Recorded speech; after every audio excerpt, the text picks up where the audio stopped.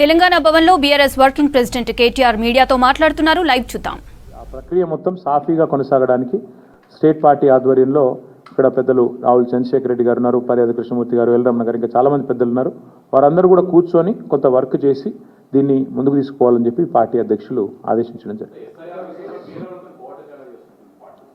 ఎస్ఐఆర్ల విషయంలో మేము ఇప్పటికే అప్రమత్తం అయ్యాము. ఎందుకంటే బీహార్ ఎన్నికల సందర్భంగానే మా టీము నా ఆధ్వర్యంలో మా గౌరవ పార్లమెంట్ సభ్యులందరం కలిసి మరి చీఫ్ ఎలక్షన్ కమిషనర్ని, ఇద్దరు ఎలక్షన్ కమిషనర్లను కూడా మేము కలవడం జరిగింది. మా విజ్ఞప్తి మేరకే ఎస్ఐఆర్లో కొన్ని మార్పులు చేర్పులు కూడా వారు చేశారు. బూత్ లెవెల్ ఏజెంట్స్ అపాయింట్మెంట్ కూడా నిజంగా చెప్పాలంటే ఇది బీఆర్ఎస్ ఆ రోజు ప్రతిపాదించిందే. ఇక్కడ ప్రతి గ్రామంలో ప్రతి పార్టీకి నాయకత్వం ఉంటుంది, బూత్ లెవెల్లో కూడా ఉంటుంది. కాబట్టి మీరు మాకు అవకాశం ఇవ్వండి, కొత్త చేర్పులు కానీ ఏమైనా డిలీషన్లు కానీ ఉంటే పారదర్శకంగా చేయండి అని చెప్పి మేము ఆ రోజు ఢిల్లీలో పోయి విజ్ఞప్తి చేశాం. దానికి అనుగుణంగా వారు స్పందించారు, అది మార్పు చేశారు. మేము కూడా బూత్ లెవెల్ ఏజెంట్ల నియామకం ఇప్పటికే దాదాపుగా మరి 90 నియోజకవర్గాల్లో పూర్తయింది. ఇక మిగతా ఒక 20-25 నియోజకవర్గాల్లో పూర్తి చేయాలి.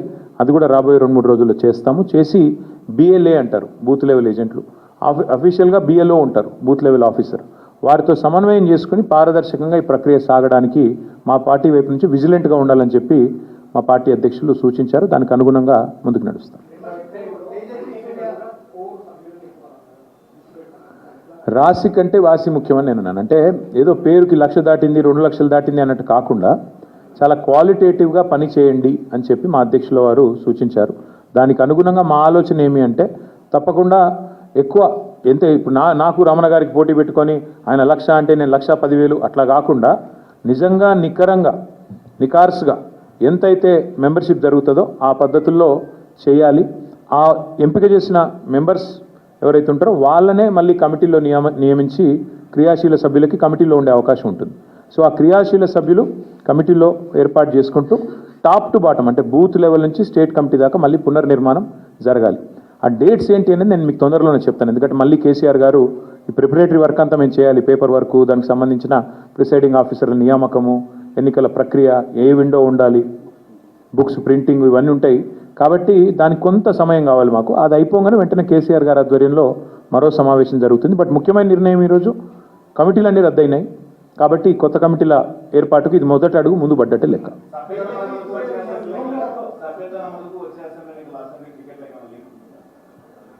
సభ్యత్వ నమోదు కాదు, కానీ పార్టీకి క్రియాశీలంగా పని చేయండి. ఎమ్మెల్యేలైనా కేసీఆర్ గారు ఒక మాట అన్నారు, సిట్టింగ్ ఎమ్మెల్యేలైనా మీరు క్రియాశీలంగా పనిచేయకపోతే మాత్రం పార్టీ అన్ని పరిగణలోకి తీసుకుంటుంది. క్రియాశీలంగా ఉండండి, కార్యకర్తలకు అందుబాటులో ఉండండి, ప్రజలకు అందుబాటులో ఉండండి, సవ్యంగా పార్టీ ఇచ్చిన టాస్క్లు పూర్తి చేయండి అని చెప్పారు. చెప్పడంతో పాటు పార్టీ అన్ని గమనిస్తుంది, రేపు టికెట్ ఇచ్చేటప్పుడు ఇవన్నీ కూడా పరిగణలోకి తీసుకుంటామని కూడా చెప్పారు.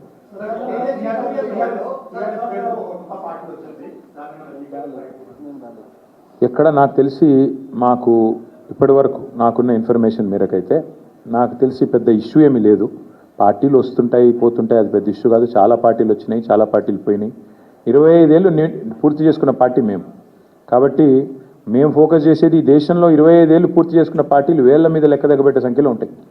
నాకు తెలిసి మన రాష్ట్రంలో అయితే ఒక టీడీపీ, తర్వాత టీఆర్ఎస్, ఇంకే వేరే పార్టీలు ఏం లేవు. ఇప్పుడున్న బీఆర్ఎస్, అప్పుడు టీఆర్ఎస్గా పుట్టింది, ఇప్పుడు బీఆర్ఎస్. కాబట్టి పెద్ద పట్టించుకోదగ్గ విషయం ఏం కాదు. తేజస్వి సూర్య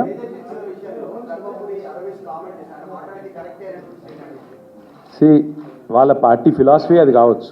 నేనేమంటున్నా అంటే భారతీయ జనతా పార్టీ పార్లమెంట్ సభ్యులు తేజస్వి సూర్య గారు మాట్లాడితే అందరికంటే ముందు స్పందించింది మా బీఆర్ఎస్ రాజ్యసభ సభ్యులు వద్దిరాజు రవిచంద్ర గారు, దామోదరరావు గారు.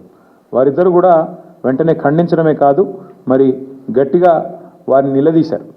అక్కడే పార్లమెంట్లోనే నిలదీసి అడిగారు. నాకు కూడా తేజస్వి సూర్య గారు ఫోన్ చేశారు, బ్రదర్ నేనేదో అన్నాను, తప్పుగా అర్థం చేసుకున్నారు మీ వాళ్ళంటే. లేదండి, మీరు మాట్లాడింది చాలా తప్పు, నాకు ఆయనతో గతంలో పరిచయం ఉంది. ఫోన్ చేస్తే నేను చెప్పాను, చాలా తీవ్రంగా చెప్పాను, మీరు చాలామంది హృదయాలు గాయపరిచేటట్టు మాట్లాడినారు, మీరు మాట్లాడింది చాలా తప్పు, విరమించుకోండి, ఉపసంహరించుకోండి, పద్ధతి కాదు. ఎందుకంటే మాట్లాడొచ్చు, పార్లమెంట్లో ప్రజాస్వామిక పద్ధతుల్లో మాట్లాడొచ్చు, కానీ మీరు చేసింది చాలా తప్పు, మీరు చేసిన కామెంట్ కూడా తప్పు. ఇది మీ పార్టీ అభిప్రాయమా వ్యక్తిగత అభిప్రాయమా నాకు తెలియదు, బట్ మీరు మాట్లాడింది మాత్రం అస్సలు కరెక్ట్ కాదని చెప్పి నేను కూడా గట్టిగా చెప్పాను. అల్టిమేట్గా మేము ఖండించిన తర్వాతనే ఆయన ఏదో ఎక్స్ప్లెనేషన్ ఇచ్చుకున్నారు. నా ఉద్దేశం అది కాదు, ఇది కాదు, కాంగ్రెస్ని నిలదీయడం, ఎక్స్ప్లెనేషన్ ఇచ్చుకున్నారు. But whatever it is, ఒకటి మాత్రం పక్కా, బీఆర్ఎస్ పార్లమెంట్ సభ్యులు కనుక లోక్సభలో ఉండింటే తేజస్వి సూర్య ఈ పనికిమాలిన మాట మాట్లాడగానే మా వాళ్ళు కష్టమని లేచేటోళ్ళు, వెంటనే తెలంగాణ ప్రజల తరఫున గట్టిగా మాట్లాడేటోళ్ళు. కానీ ఇవాళ ఉత్సవ విగ్రహాలుగా 8+8 = 0 ఫర్ తెలంగాణ అన్నట్టుగా మారిపోయిన పరిస్థితి గురించి సమావేశంలో చర్చ జరిగింది.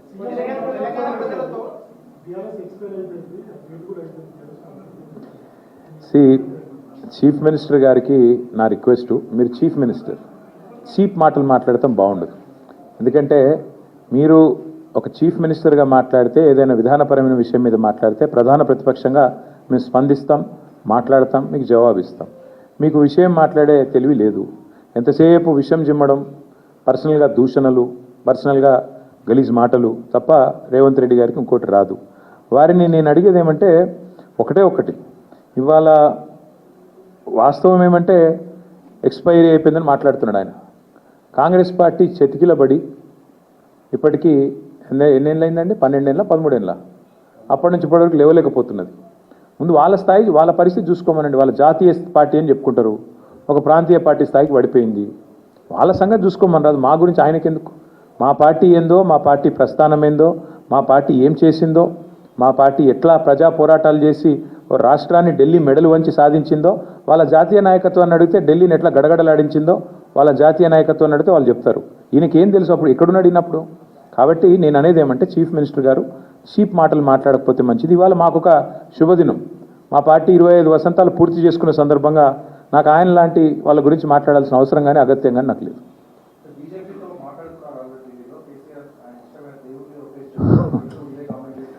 దేవుళ్ళ మీద ఓట్టేసి రుణమాఫీ చేస్తాను తప్పినోడి గురించి ఏం మాడతావు బ్రదర్ నువ్వు? దేవుళ్ళందరూ నాగం చేసిండు ఆయన. బాసర కోతాడు, సరస్వతమ్మ మీద ఒట్టన్నాడు, రుణమాఫీ అన్నాడు, ఆ ఒట్టు గట్టు మీద పెట్టినాడు, మర్చిపోయినాడు. యాదగిరి గుట్ట పోయినాడు, లక్ష్మీ నరసింహస్వామి మీద ఒట్టన్నాడు, ఈ జోగులాంబ పోయి ఒట్టు పెట్టినాడు. అట్లాంటి ముఖ్యమంత్రి గురించి ఏం మాట్లాడమంటావు, ఏం చెప్పమంటావు? ఆయన మనిషి, ఆయన నోటికి ఆయన మాటకు విలువ ఉన్నది.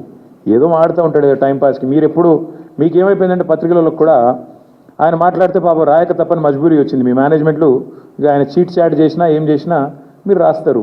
అదో చీట్ చాటు మళ్ళీ మీరు రాసుడు. అంతగానం ఉంటే బయటికి రమ్మని మాట్లాడమని మేము ఎందుకు వద్దంటాం. But thank you. ఇన్ని మంచి మాటలు చెప్పిన ఆయన గురించి ఎందుకు?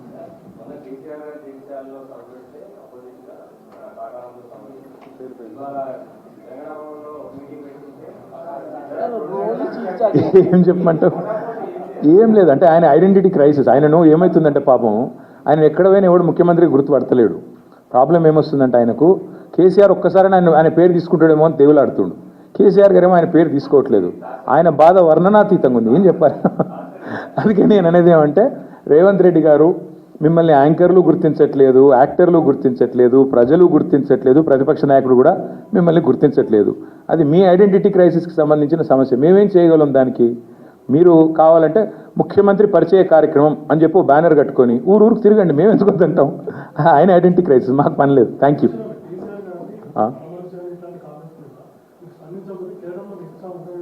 బ్రదర్, ఇగో కేసీఆర్ గారి గురించి రోజుకి చాలామంది మాట్లాడుతుంటారు. అన్నిటి మీద మాట్లాడాలంటే మాకు పని చాలా ఉంది.